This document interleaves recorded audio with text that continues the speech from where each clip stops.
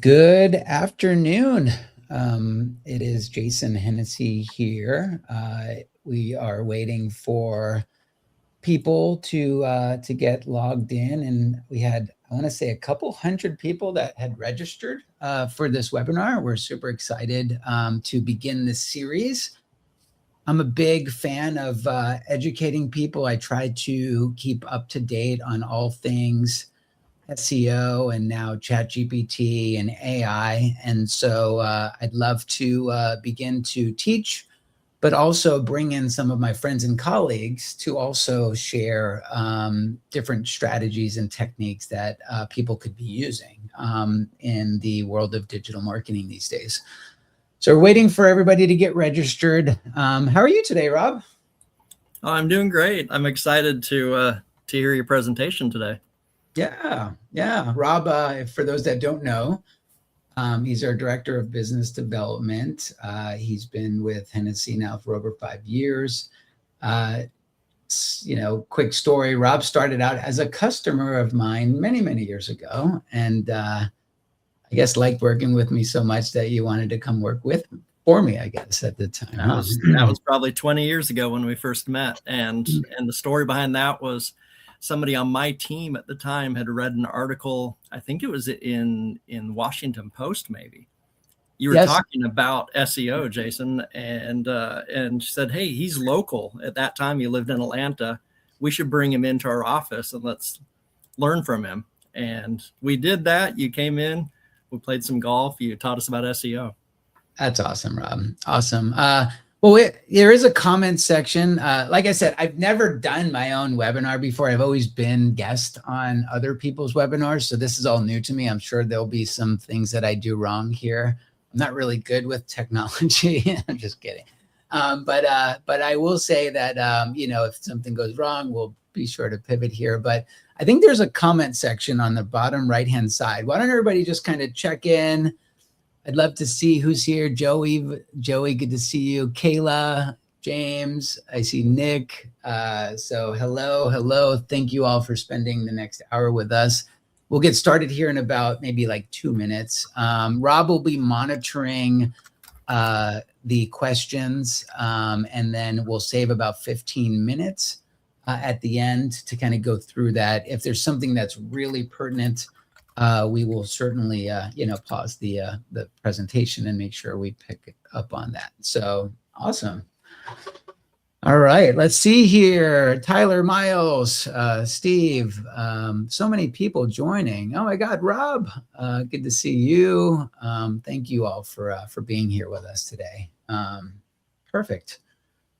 All righty, so let's do this. I am going to, there we go. Let's add this here. Perfect. 1 second, guys. Our first webinar, so got to adjust to the new technology here. We totally do. Awesome. So hopefully everybody can see my screen here. Again, I'm Jason Hennessey. I'm the founder and CEO of Hennessey Digital. My sidekick, my Guillermo, I guess, is Rob Coleman, Director of Business Development. We're going to talk a little bit about the new rules of SEO, what law firms must know about AI, and very specifically, this will be targeting ChatGPT. So I'm a big proponent of, instead of theory, I'm all about being practical. And so there's a lot of things I could talk about of how I think ChatGPT works, but I'd rather just go directly to the source. And so let's begin here. All right, so this was a lead that came into our agency, Hennessey Digital, and we started to notice that we were getting a lot more like leads of people raising their hands looking to work with our agency, and they were coming in from a different and new source. And so we obviously have tracking set up. And so you can see here, this lead came in, and at the bottom, the landing URL was our Hennessey Digital Law Firm SEO page. But the UTM showed that it was actually coming in from ChatGPT. And so Rob and myself and Brian, we started to be like, why are we getting, some of these leads coming from ChatGPT? And so over the weekend, I just kind of like was, as I do, like I try to reverse engineer things. And so this is going to be a process where I kind of walk you through why I think ChatGPT is displaying us, talking about some of the clues that ChatGPT is giving me, but then also showing a legal case study as well. So we'll kind of just get into this right now. All right, so this was a search that I conducted, right? I basically said, I am an attorney and I am looking for an agency or a person to help me to develop an SEO strategy. I want to work with the best, right? Who do you recommend? And so this was basically the prompt that I gave ChatGPT. I was just trying to recreate what I thought would show up here, right? And so this was basically a list of agencies that they recommended. And I'd like to think they did a good job here, because if I was going to hire a digital marketing agency, knowing everything I know, I think this is a pretty good list, right? There's some competitors here that we've got a great deal of respect for that I think also do a great job, right? And so that was basically the results. And so then I said, why did you list these 7 agencies? Like, what makes them stand out to the ChatGPT algorithm, and how are they weighted, right? And so this is funny. I kind of laughed at this. It says, that's an excellent and insightful question, Jason. And it shows that you're thinking like an SEO strategist yourself, right? And so I kind of laughed at that. Obviously I've been doing SEO for like most of my adult life now. And so then it said, let me unpack exactly, their words, not mine, exactly why we chose these 7 agencies and what we use to weight them in the model's reasoning with supporting web data. And so then it actually started to kind of give me very specific information. And I'm going to break all this down so that the layman, I guess, here can understand this as well. And so the first thing that it said here is relevance weighting, right? So they're looking at something called semantic and topical authority. And it says, when I ran the web search and cross-referenced the results with my internal SEO knowledge, the algorithm prioritized entities, AKA companies that have high topical authority for queries containing SEO for law firms, right? Best legal SEO agencies. And so they specifically talk about a couple of things, right? So keyword occurrence, right? So this is no different than what we've been doing for the past 25 years with practicing SEO, right? And what does that mean, right? So that means just going in and just doing best practice SEO. One thing you have to remember is Google is just an archive of the greater internet, right? They go out and they crawl pages through looking at links and they pull back an index. And so when you're doing a search on Google, you're not really searching the internet, you're searching Google's carbon copy of the internet, right? And that's no different than when ChatGPT does the same thing, right? They're pulling sources from a lot of the same data, right, that they're going out and they're using. And so here, they're telling me that, we're looking at the positive impact is that, the relevance of the page is about law firm SEO, right? The title tag, the H1 tag, subheadings, intro paragraph, right? Other things like negative impact, if they overuse keywords and they're doing keyword stuffing and stuff like that. So that's all doing, some of the black hat, I guess, strategies. And so when I look at our specific page here, right? So we actually have law firm SEO in the URL structure. We have it in the top level navigation. We have it in the H1 tag. We have it at the beginning of our first paragraph, right? We have it in H2 tags, right? So SEO, instead of for lawyers, it's SEO for law firms, right? What is lawyer SEO, right? So the page is certainly following best practice, right? On page SEO. One thing to point out is that ChatGPT pulls heavily from sites that are already ranking on page 1 of 3 of Google. So if you're not visible in traditional search, you probably won't be visible in AI search either, right? So that's something to consider here. So if you think that you're fresh out of law school, and you are just going to make ChatGPT like your competitive advantage, I've got bad news for you. You know, the firms that have been around for like 20, 30 years that have been just kind of investing in links and content and, you know, all the best practice SEO, right? They're going to continue to have a competitive advantage here, right? Next, we're looking at contextual proximity, right? So mentions on authoritative sites. And so they're specifically showing me the sites that they're using as some of the sources here.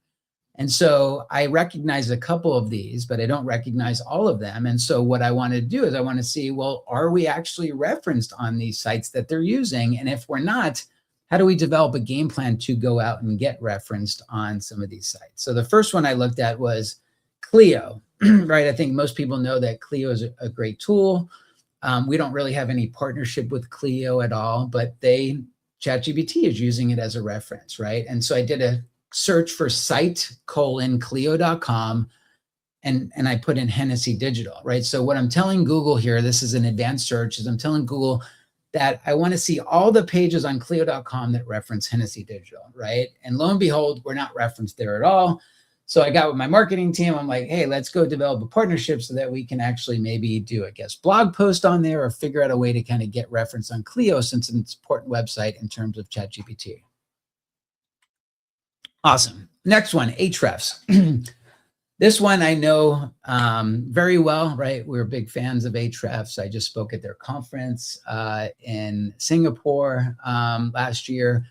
And so on Ahrefs, we're referenced 9 times, right? So we can check that box that we are referenced on Ahrefs. I've never heard of this website. It's called growlaw.co, but I guess they put together a list of the 16 best SEO companies for lawyers in 2025. And so I'm grateful, I'm honored to be on this list, but I didn't even know that I was on the list. And I didn't even know that ChatGPT was using it as a trusted source, right? So, you know, but again, I'm able to kind of see this stuff here just because of my curiosity. I think the best SEOs are people that are just curious and that ask a lot of questions. Clutch.com, this one we're very familiar with. I think we actually advertise with Clutch, and so we're referenced here 401 different times. All right, so the next thing that they're looking at is backlink and citation prominence. They specifically tell me that they're looking at a search query for top law firm SEO list, which we'll talk about just in a second. It says here the 7 agencies that consistently surface in the top clusters of these keywords, context were Hennessey Digital, rankings, law rank, et cetera, right? Which again, doesn't surprise me. So let's look at our authority of our website because it matters. You know, everybody's saying SEO is dead, right? And you know, that couldn't be further from the truth. SEO is alive and kicking. Domain rating is important. Building popularity is important. And so Hennessey.com has a domain rating of 71, which is pretty strong. We've got 1,900 referring domains that are linking back to us. And you can kind of see the growth of our referring domains, you know, over the past couple years here. And so then I actually took that list, the top law firm SEO list that ChatGPT clued me in on, and I did that search. And lo and behold, we're seeing on the Google AI overviews, right? Again, which is different than ChatGPT, which I'm reverse engineering. But you can see that Google is displaying a very similar list.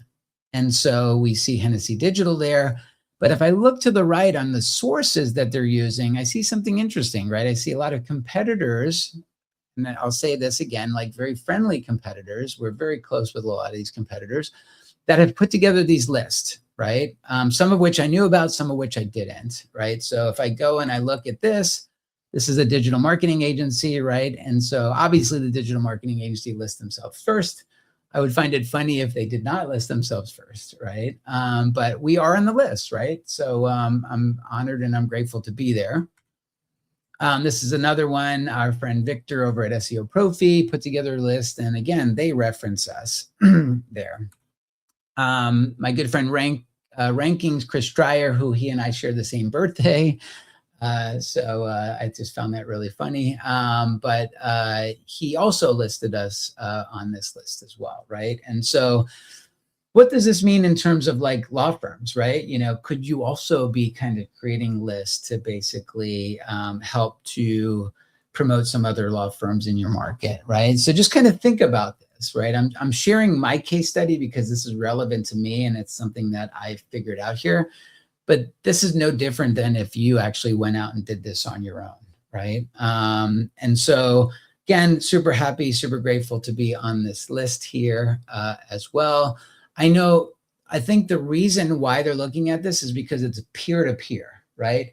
So you have another SEO agency that's actually recommending SEO agencies that are within the same topical cluster, right? Or the same topical authority or relevance. And so I know Super Lawyers is a big trusted website right now that ChatGPT and Google AI Overviews are using in terms of peer-to-peer for the legal industry.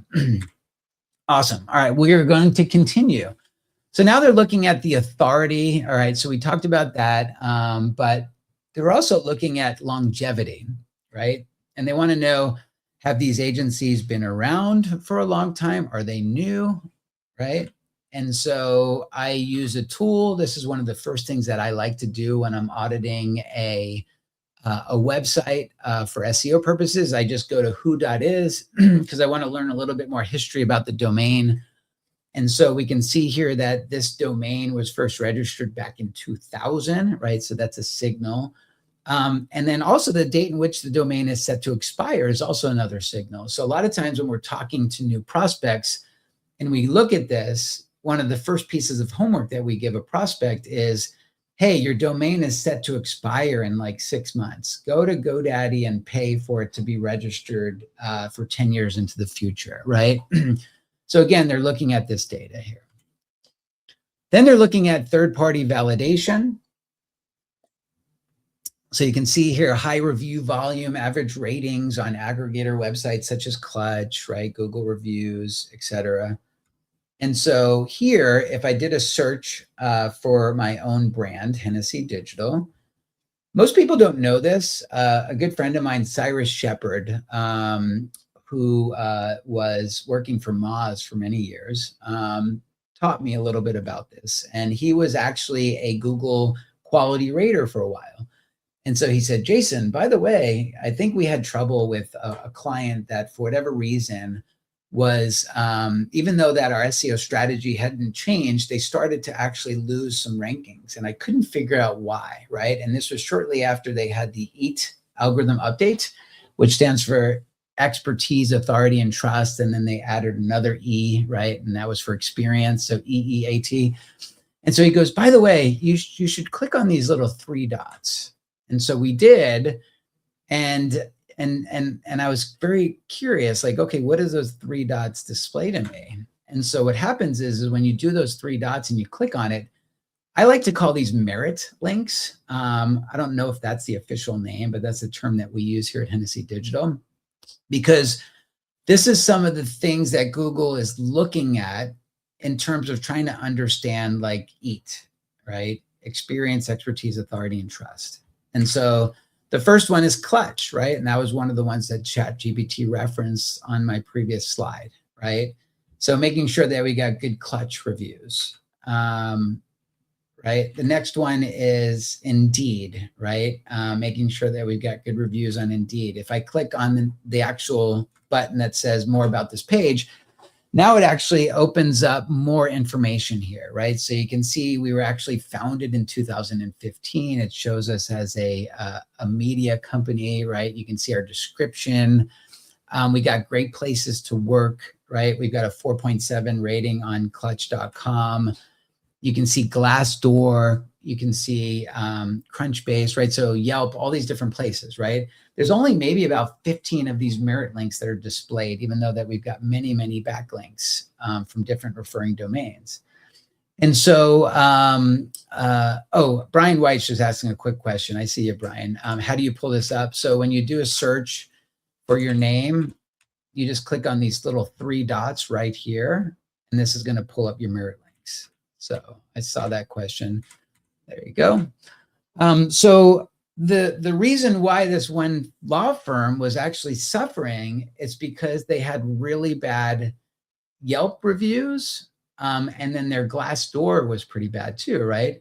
And so if you think about that, it makes sense, right? Because Google wants to show people that are looking for, goods and services, with service providers that actually provide good services, right? And so even though you might think that you have a good law firm that does very, great legal work and you take care of your customers, the perception, if you have a 2-star Yelp review, right, and your Glassdoor has a bunch of negative reviews from people that work at your law firm, well, the perception to Google algorithmically is that maybe you've got some work to do there. And so that was part of the reason. And the good news is that there wasn't a lot of bad reviews. It's just we weren't paying attention to it. Like, I think there was only like 2 bad Yelp reviews, but it looked like a bad score. And so I had to go in and fix it. And then they went and actually got a couple of their employees to leave good reviews on Glassdoor, right? So it kind of makes sense. This also shows how long a site has been indexed by Google at the bottom there. So again, this is just good homework for you guys to go and start to look. Another thing that you can do is you can start putting your competitors in as well. Just do a search for your competitor's brand. Click on those 3 dots and start to study their merit links, right? And then if they have a merit link that you don't have, come up with a game plan for you to get those same merit links, right? Because we see that they are trusted. By the way, if you're getting value from this, give me like something in the comments. Hopefully we're adding value here. I'm definitely monitoring this. We appreciate it. All right, so now we're looking at press, citations, awards. And so now they actually reference very specific websites that they're looking at in terms of like press mentions. And again, they list Forbes, Inc. Magazine, Ahrefs again, Legal Tech News, right? And so again, I just go to Google and I put in citeforbes.com and I put in our brand name, right? And so on Forbes, we're referenced 337 times, right? Why are we referenced 337 times? I think anybody would love to be referenced on Forbes 337 times. In fact, I know people that'll pay thousands of dollars just to be referenced there once. The reason why is because I write for Forbes magazine, right? And so every single time I publish an article, we get a link and we get a mention, right? And so that was all by design, right? I did that strategically because I'm an SEO, right? And I knew the value of that years ago, right? Same thing with Inc. Magazine, right? So again, we have 125 times that we've been referenced there. Why? Well, we made the Inc. 500 1 year. We made the Inc. 5000, I think 6 years in a row. But I also write for Inc. Magazine too, right? Why? Because I understand the SEO value. I also write for Rolling Stone magazine. I write for Newsweek. I write for National Law Review. I write, there's, I don't know, probably like about a dozen different websites that are very high authority that I do that very specifically for SEO purposes. Awesome. Okay, so moving along, next one we're talking about is sentiment. And so the model is looking at qualitative sentiment in reviews, testimonials, case studies, right? So agencies that describe things like we get increased leads, we have transparent reporting. And so they're looking at things like what you're saying about yourself in terms of your own personal sentiment. But then they're certainly looking at the sentiment of what people are saying about you as well. How? So like, for example, Reddit, right? So Reddit is a place where people might be talking both good and bad about your law firm, right? Same thing as my agency, right? And so I try to monitor that stuff, but you can be very crystal clear that ChatGPT knows exactly what people are saying, and then you have a sentiment score, and we want that sentiment score to be positive, right? So it says here, from that standpoint, Hennessey Digital law ranked Digital trend positively for client satisfaction and transparency, right? And then it's basically telling me what, some of our competitors are also doing here as well. Okay, diversity of strengths. And And it says here, the goal wasn't to produce and rank a list of 1 to 7, but they wanted to basically put together a list of best-in-class options depending on what the attorney values. So if you value full-service powerhouse, Scorpion's probably a good fit. If you want elite law firm only boutique, right? There's Rankings, Law Rank, Juris Digital. If you want a law firm that's ROI driven, that's Hennessey Digital, right?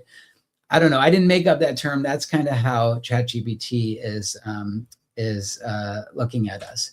One thing I also want to say on the client sentiment stuff too is ChatGPT is also going in and listening to podcasts. And so if you've been a guest on many podcasts and you're saying certain things, or people are on podcasts and they're talking about you, that is also factoring into your sentiment score as well. All right, the next one on the list here is the recency and cross-validation. So remember how I showed that list where a lot of our friendly competitors had lists of like the best SEO agencies for law firms of 2025.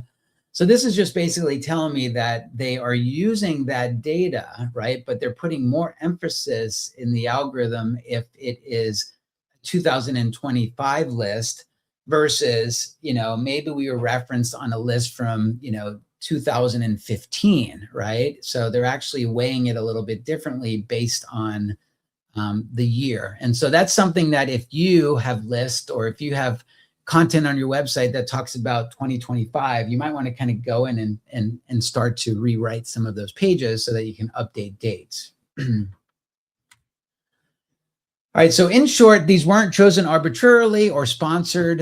They're the intersection of topical authority, client reputation, search visibility, proven track record within a legal niche. And so at this case, I thought I was done, right? It's now like 2:00 in the morning. It's a Saturday and I'm about to go to bed. But then I look down and then it says this. It says, if you like, I can even show you a scoring matrix on a 1 to 10 scale across those 5 dimensions, the topical authority, niche focus, reputation, sentiment, recency, to help you compare them more analytically.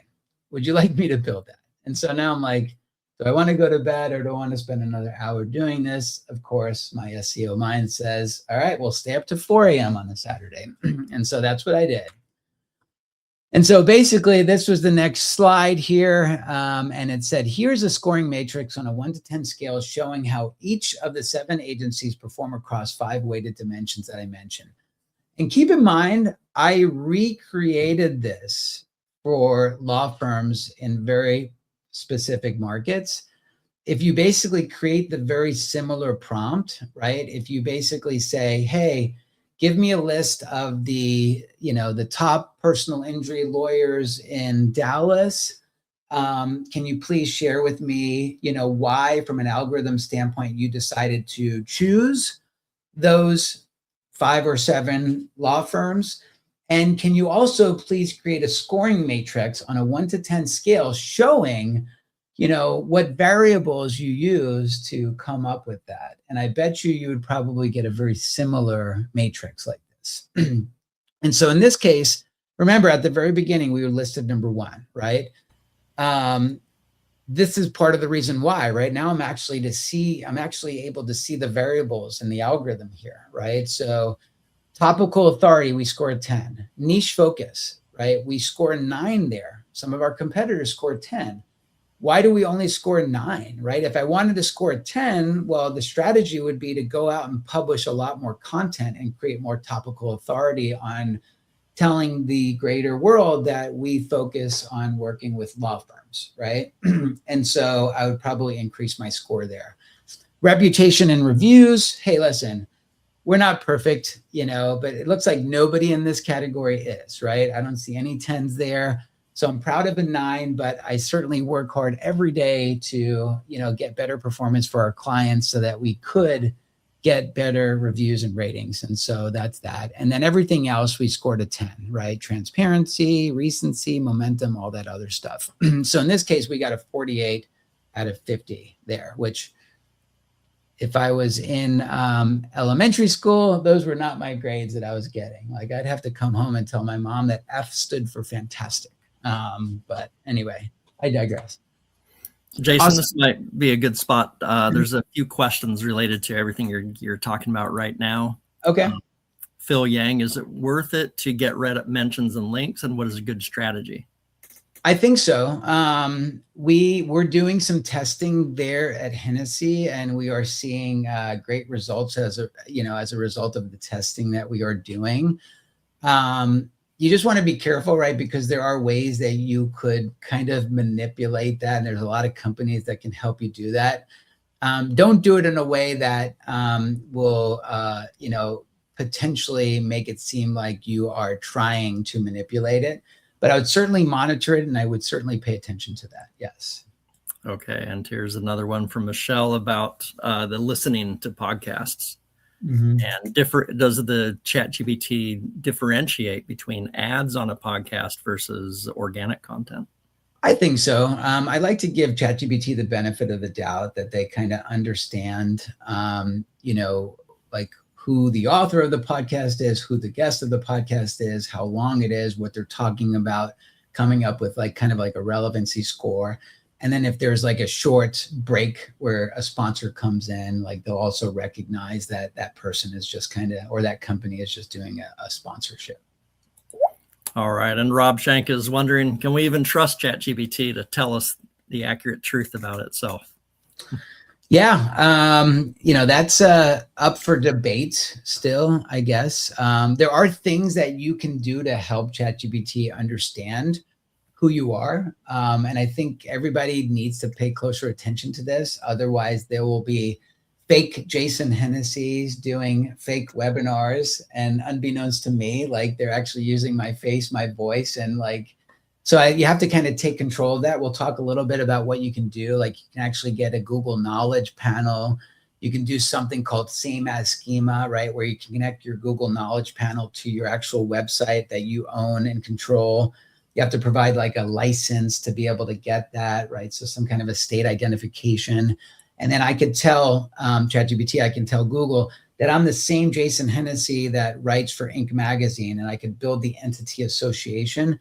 So there's a lot of stuff that you can do proactively that a lot of people on this call probably don't know about, but that's called same as schema. And we'll talk a little bit about that later. And one more, and then we'll let you move on. But again, what was the initial prompt that started your ChatGPT conversation? So at the very beginning, I showed how I got a lead from ChatGPT, and I want to know why. And so my curiosity just did a search for, if I'm a law firm and I want to work with the best SEO company that works specifically with law firms, who do you recommend, right? And then from there, I continued to prompt it a little bit differently along the way. And there will be a recording of this, by the way. So if you want, you can go back and rewatch what I did there.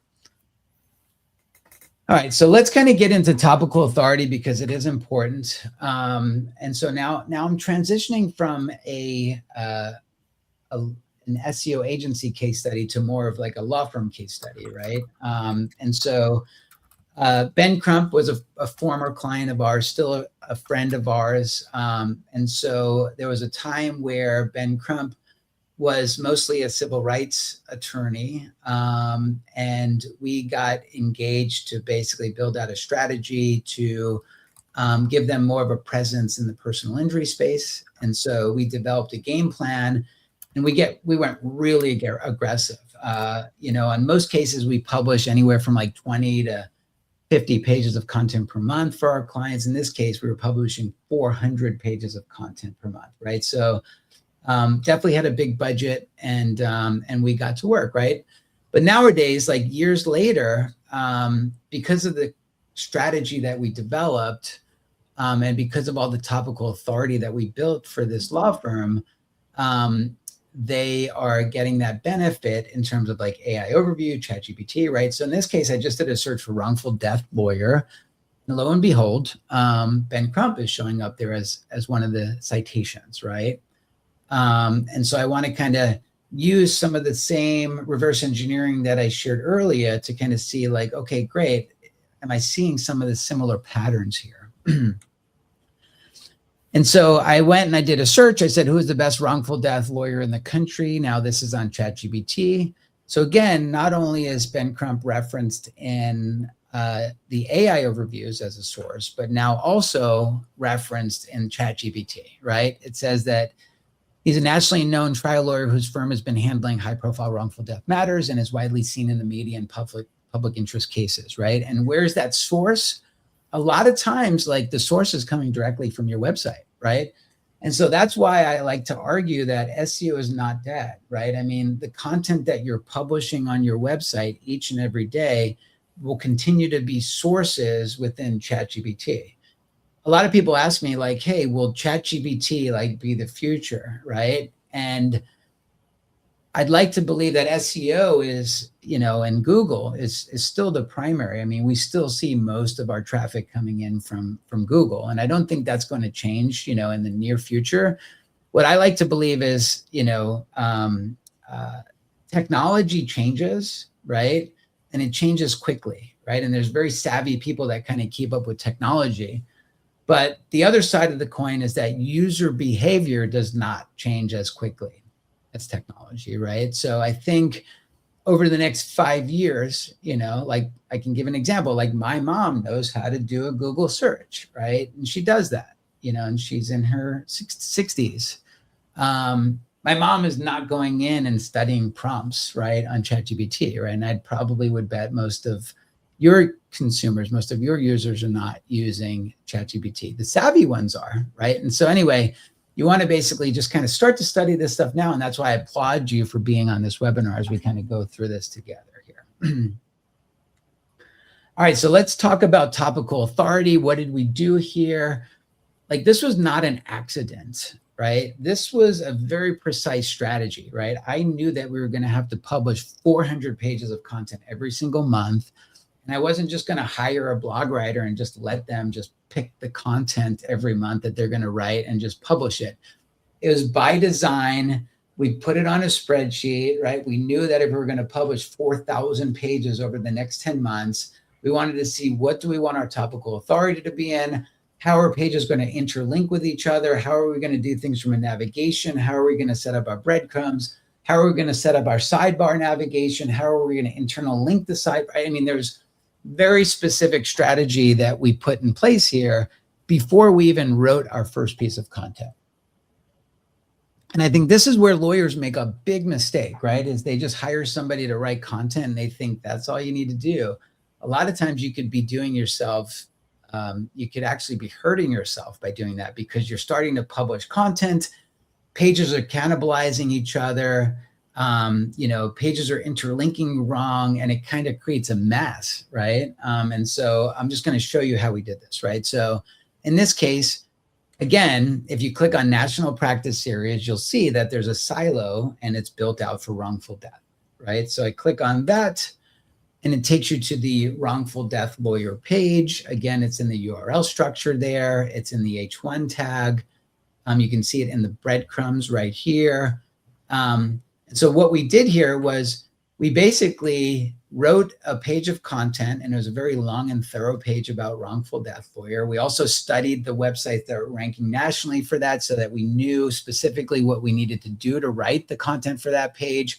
We want to look at the top 3 websites and look at the content length on those websites and try to make sure that we're in the same average as them, right? So there's a lot of thought process that kind of went into that too. And so here, I then went to Google and I see that they also have AI overview, right? And so this is something that, if I were still managing the website, I would basically go in and I would make sure that I take a lot of the content from this and I put that on the Ben Crump page closer to the top, right? And I kind of rewrite that. So you certainly want to look at the AI overviews and what Google is deeming as satisfying the intent of that search, and make sure you incorporate that onto your page as well, right? And so other things that we did was, okay, great. If we're going to have a wrongful death lawyer page, we also need to make sure that we've got a lot of informational pages as well, right? And so the wrongful death lawyer page, that's a transactional page. When somebody does a search, they need a wrongful death lawyer, right? They're going to call the lawyer. It's not somebody doing a college research paper, right? But we also want to make sure that we build out our topical authority. And so we then use the people also asked to give us a list of hundreds of questions that people are Googling, so that we can also write content around that. And all of these pages would then link up higher to the hierarchy to the parent page, which would be wrongful death. So is it hard to win a wrongful death lawsuit? How much do lawyers charge for a wrongful death? Can I countersue, right? All these questions. And so what we did was on that page, we have these H2 tags. And so the first one is, what is a wrongful death claim, right? And so we summarize that in a couple paragraphs, but then there's actually a deep link that takes you to another article that's even more thorough on that question. And that's nestled underneath the wrongful death lawyer directory, right? And so on this page, it goes and it answers the question. And then there's a link back to the parent page, which is wrongful death lawyer, right? So very specific. We knew in advance that we were going to be doing it like this before we even wrote the first page. Next one, can you file a civil suit for wrongful death, right? Boom. We summarize that page, but that question on that page, the wrongful death lawyer transactional page, but then we build another page to answer that on an informational page as well, right? Can you file a civil suit for wrongful death? Boom. The other thing that we did here, if you notice on the right-hand side, we wanted to actually be able to rank, even though they didn't have offices throughout the country, we wanted to basically create content so that even though they don't have an office, we still have a chance of ranking organically. And so we built out all of the city practice areas as well. And so like you can see Washington, D.C., wrongful death lawyer. And so when you start doing searches from different areas, right? So this is me doing a search from Los Angeles, wrongful death lawyer. Again, Ben Crump was showing up in the AI overview with a citation, but then they're ranking number 2, right? Just because of the authority of the website and the topical authority that was built out here. A lot of lawyers don't necessarily have the budget to build out 400 pages just on wrongful death, right? I mean, like that's building out like the most extreme topical authority that you can build out on one subject, right? And then, so that's the Los Angeles wrongful death lawyer. Again, that would link back up to the wrongful death lawyer page. I did a search for wrongful death lawyer from Tallahassee. I changed my location. Again, there's Ben Crump showing up in the AI overviews, and he's also ranking number 1 there. And then again, goes to the Tallahassee page. And then part of the secret to our success is like the way in which we interlink pages, right? We're linking one wrongful death city page to another in the right sidebar navigation, right?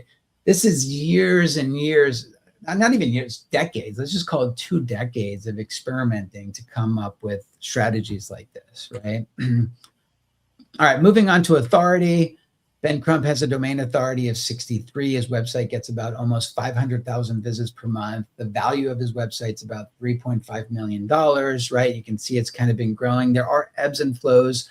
So if you're working with SEO agencies and you see a dip and then you see it grow again, right? That's all par for the course, right? Google's going to change the algorithm. They're going to mix things up. You're going to see dips. You're going to see growth. You're going to see dips, right? And so that's just part of it, right?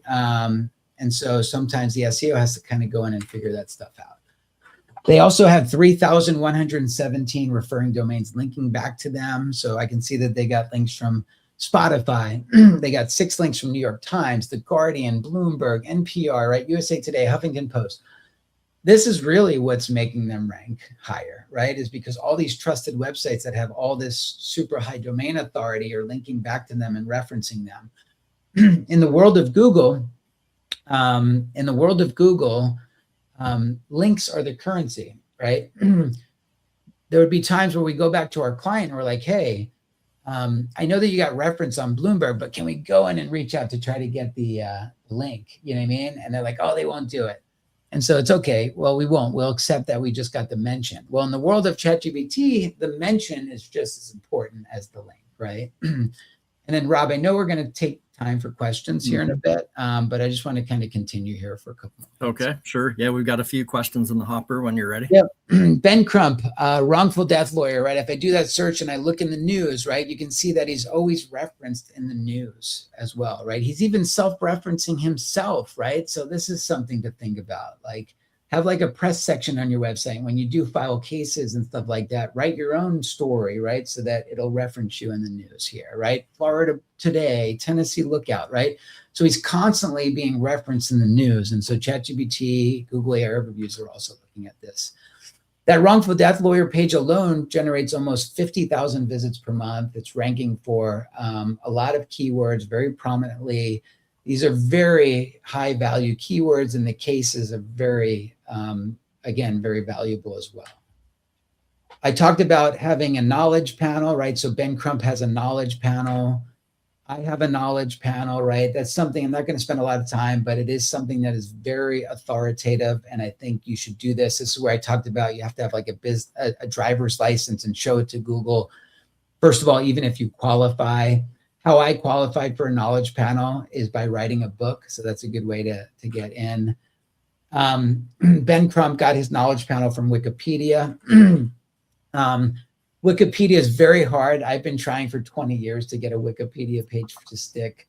I have not been successful, despite all of my best efforts. I've even offered to pay people for this, and I've not been able to get Wikipedia. I like to say the best way to get a Wikipedia page built for you is either be a serial killer, or you can be like a mob boss, right? Like, because like that seems like the easy route to kind of get a Wikipedia page, not spending 20 years doing SEO. In absence of not having Wikipedia, I do have something called Wikitea, I guess. So this is kind of like the Wish, I guess, of e-commerce. And so I have it. You know, I know that ChatGPT and Google AI Overviews are pulling from it. You could basically build it out as though it is Wikipedia. There's another one called Wikidata as well. This is one where you can actually start to make entity association. So you can see here that I'm an American entrepreneur. It shows here that I went to UNLV. It shows that I write for all these magazines. It also says that I'm married to Bridget Hennessey. This is where I showed you that Google is listening to podcasts. So if I go to ChatGPT and I said, who is Jason Hennessey married to, right? Because I referenced on this podcast that Jason's talking to Troy Hoffman and that he said that he's married, you know, for, you know, after just 6 months, you know, whatever. Like, so you can see that they're listening to a podcast. Schema, I'm not going to spend a lot of time here. I would definitely, because I want to spend more time on answering questions, but just Google schema, pay very close attention to it. This is something that we are super advanced at. We're trying to get even more advanced at. I like to use the example of blueberry pancake recipe. There's a reason why these recipes are showing here. It's because they've got the best schema. They're going through and they're building out pages. They've got authority. They get links from, you know, everything that we talked about, but then they go in and they actually start to like write specific schema for their reviews. They're writing schema for the questions, FAQ schema. They're using ingredient schema, right? Recipe schema. And so if you put that page into the schema validator tool, you can see that they've got comment schema, video object schema, recipe schema, and they go very thorough, right? So they go in and they specifically, they're actually almost like putting more information into the schema than they do on the actual web page, right? And so I just wanted to show that as an example here. And so we'll stop now and we will take questions. Okay, let's start with a couple of good content questions. Most SEO agencies will talk a lot about the importance of content and having a lot of content, but how do we at Hennessey Digital talk, or how do we make sure that we are getting quality control over our content? Yeah, I think just from years and years of experience of kind of doing it and knowing like what works and what doesn't work, and looking, like we're doing things where we're actually like looking at transcripts from phone calls, or looking at, you know, queries that are coming in from chats, or looking at questions that are coming in from, you know, just searches, right? And so we try to take all that data and then we try to come back and develop like a good content plan. And depending on the amount of pages that we're publishing for content, we usually try to plan out like the first quarter, right? So 3 months of content. So if they're doing 50 pages a month, we know the 150 pages that we're going to be publishing over the next 3 months. And if a client has some kind of like a request that something came in, we can certainly pivot and adjust to it. But it just really comes down to just doing it, knowing what works, and then knowing what doesn't work, and being very specific on architecting it from the beginning. Like, we know where the page is going to live, what it's going to link to, how the breadcrumbs are all going to work, right? There's a lot more sophistication than I'm talking about here in the way in which we do it. Okay. And kind of along the same lines, if Robert, Thomas has a situation that I encounter a lot looking at websites where years of just publishing a lot of content, but that's content that's not really generating any traffic. It's not ranking. Nobody's visiting those pages. What should somebody do when they're in that situation with all that content? So I look at it like this, right? Like, we're using like AI to publish a lot of content that would never, ever generate traffic. Like, for example, did you slip and fall at the Trader Joe's in Santa Clarita, right? Like, very specific transactional page. We're going to publish it. There's no competition, right? But there's also no search volume for that, right? Call me crazy for coming up with that strategy. But lo and behold, we're getting our clients like cases because they got injured at the Trader Joe's in Santa Clarita, right? And so most people, like ordinary people that are doing SEO, would look at that and be like, we're not getting any traffic from that, so let's go in and let's prune that page, right? If we prune that page, then we would never have gotten that case, right? So I like to use like that type of content, like AI content, like, I guess, for like keywords where there's no search volume, but there's no competition, but there could be high ROI.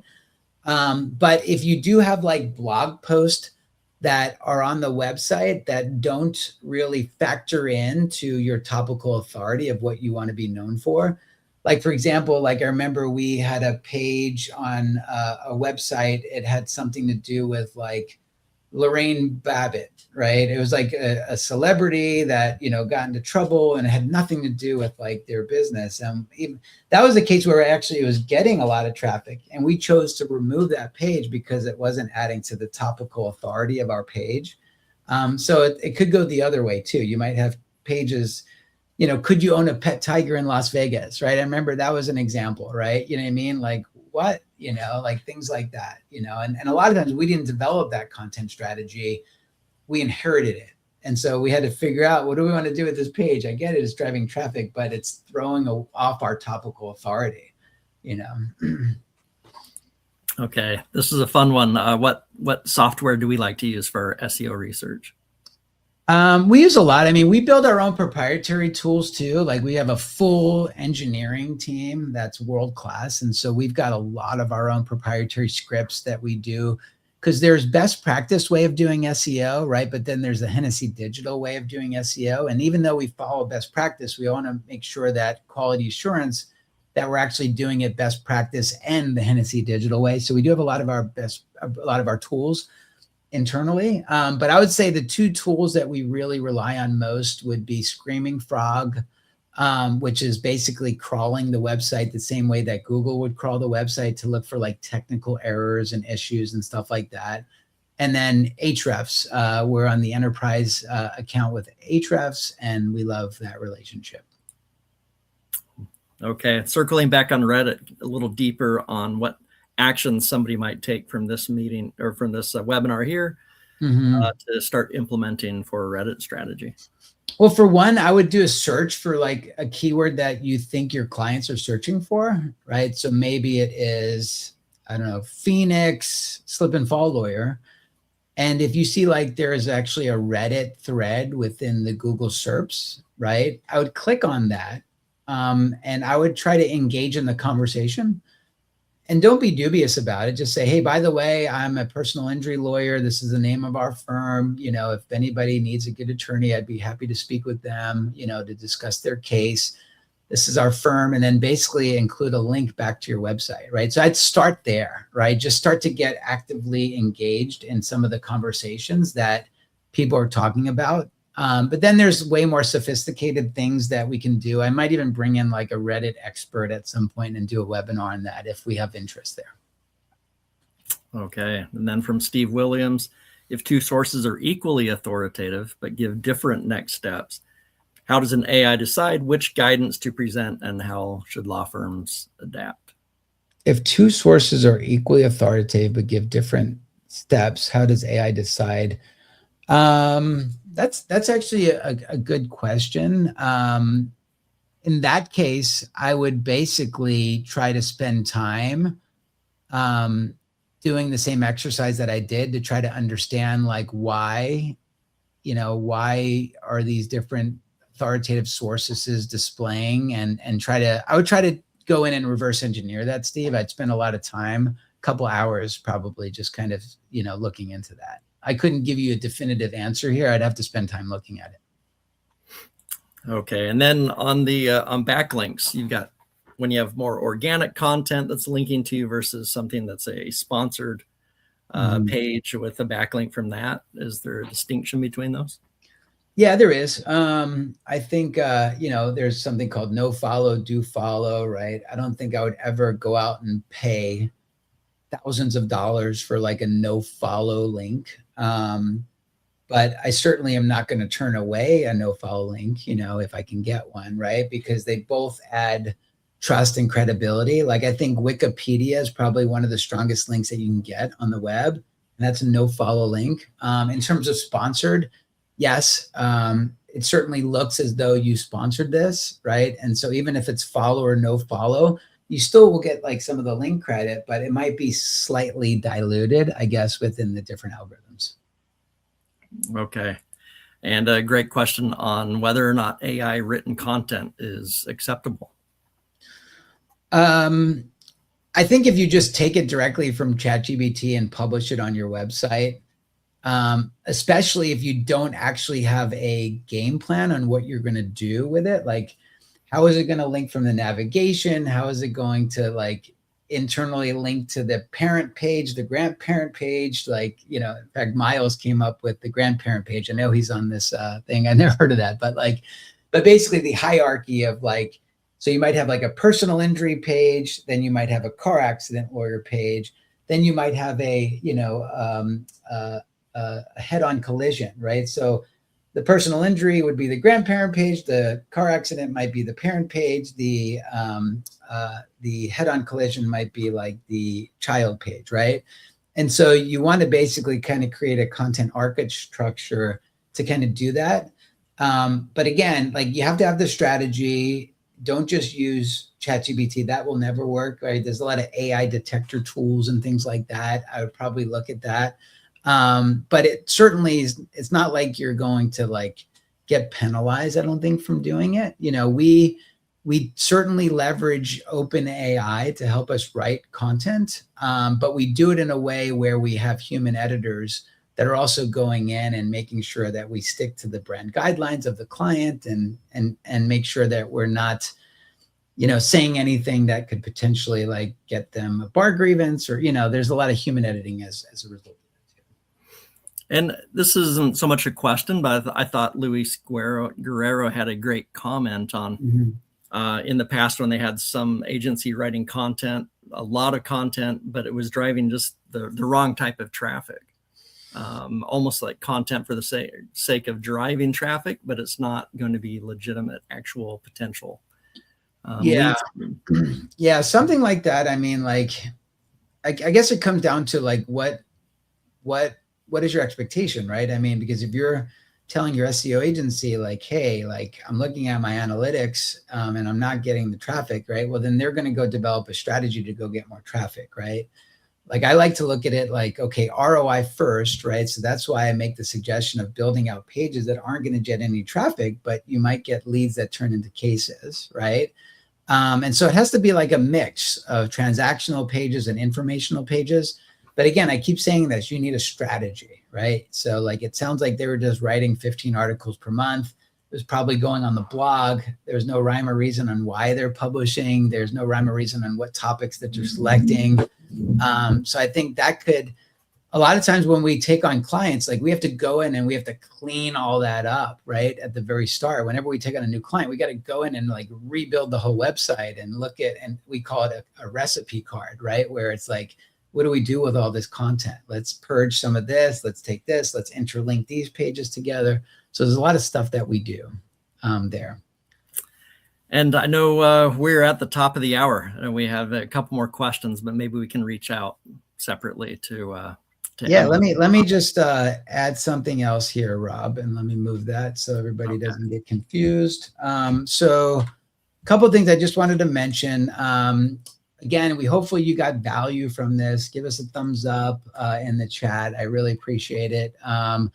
All these questions, we'll also save them too. This might inspire future webinars, guys, right? So if there's very specific questions about certain things, we might go in and actually do a separate webinar on this.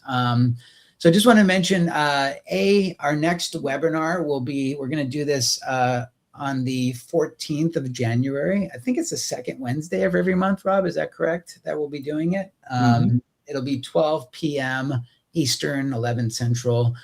And then following that, after we get through the holiday, every other week we'll be doing one of these, which it will just be a full hour of Ask Me Anything, right? And so sometimes it might just be me and Rob. Other times I might bring in other subject matter experts where you can actually pick the brains of maybe people that actually work for Google or whatever, right? Some of my industry colleagues that I know. And so we'll be doing it. So basically every other Wednesday, maybe just kind of mark it on your calendar so that you can join us and come prepared with questions. And we would love to do that. You can go to our website and register for our next webinar. That will be with Blin Kazazi. He's our CTO at Hennessey, and he is so smart. I mean, he builds all of the technology with our team. And so he's going to be coming in and talking a little bit further about how to generate leads using ChatGPT. So kind of going a little bit more deeper on that. I will be with him as well. And so go to Hennessey.com, click on free webinars, get registered. And then lastly, I try to publish content on LinkedIn. Sometimes it's inspirational, sometimes it's humor, right? Just kind of depending on how I'm feeling. So if you'd like, go follow me on LinkedIn if you're not. But I just want to take the time to thank everybody for joining us for this webinar. Again, we hope that you got value. And if those people might need help and would like to speak with Rob or myself, you can always email rob@hennessey.com. That's rob@hennessey.com. So thank you again for your time. Happy holidays. We will certainly talk to everybody after the new year. Great. Thanks for joining, everybody.